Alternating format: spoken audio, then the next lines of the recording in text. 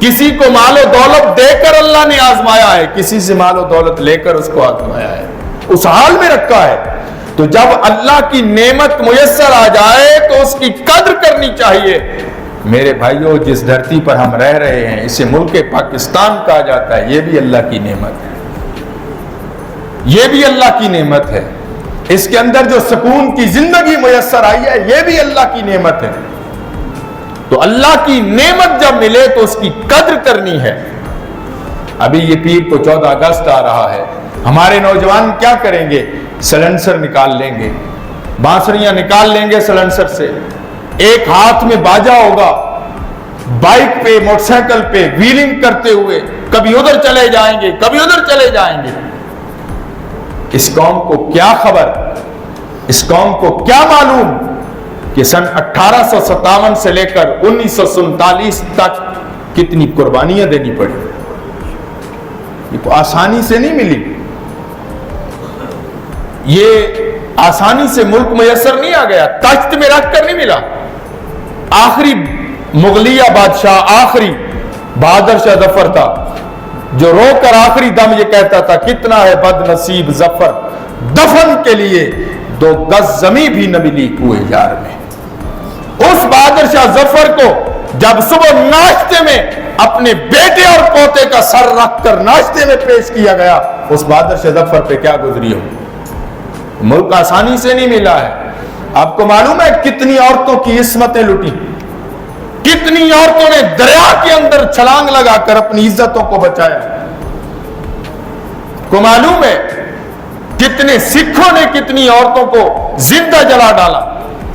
تو یہ ملک ہمارے لیے نعمت خداوندی ہے۔ تو آقا علیہ السلام کا فرمان علی شان ہے، جو اس نعمت کی قدر نہیں کرتا ہے، آقا فرماتے ہیں پھر وہ نعمت بہت کم لوگوں کے پاس واپس آیا کرتی ہے۔ ہم نے قدر کی ہوتی تو ہمارا آج یہ حال نہ ہوتا۔ ہمیں گیس کے شیڈول بھیجے جاتے ہیں، لائٹ ہمارے ملک میں نہیں ہے، ساری دنیا کی نعمتوں سے مالا مال ہمارا ملک۔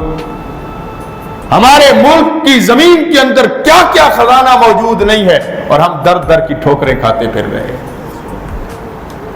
ہماری کرنسی دوسرے ممالک سے گرتی چلی جا رہی ہے، وجہ کیا ہے؟ وجہ یہ ہے میں نے اور آپ نے اس کی قدر نہیں کی۔ اس لیے نوجوانوں، جہاں اس ملک کو حاصل کرنے کے لیے اتنی قربانیاں دی گئیں، اس ملک کی آزادی منانے کا طریقہ کار یہ نہیں ہے کہ میں اور آپ ہم جو ہے وہ بائک پہ بیٹھ کر تو کبھی ادھر گزر جائیں تو کبھی ادھر گزر جائیں۔ اگر ہم یہ کرتے رہیں تو ان شہداء کو کون یاد کرے گا؟ ان کے لیے سارے ثواب کون کرے گا؟ ہونا تو یہ چاہیے تھا کہ 14 اگست کی فجر کی نماز پڑھنے کے بعد ہر مسجد میں، ہر گھر میں قرآن کی تلاوت ہو رہی ہوتی، دعا ہو رہی ہوتی، یا اللہ جن محسنوں نے ہمارے لیے ملک حاصل کیا، اللہ ان کی قبروں پہ رحمتوں کا نزول فرما۔ ہونا تو یہ چاہیے تھا۔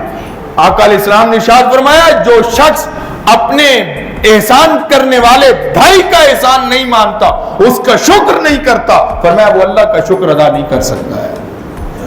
تو جہاں اللہ کی نعمت ہے مال و دولت، اس مال و دولت کو بھی بچائیں۔ پیٹرول کا اسراف، اور حیران کن بات کیا ہے، ہمارے سیاستدان کیا ہے؟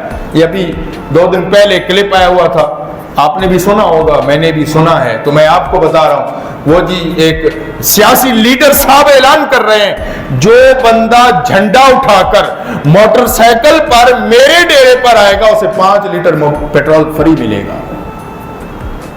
واہ واہ!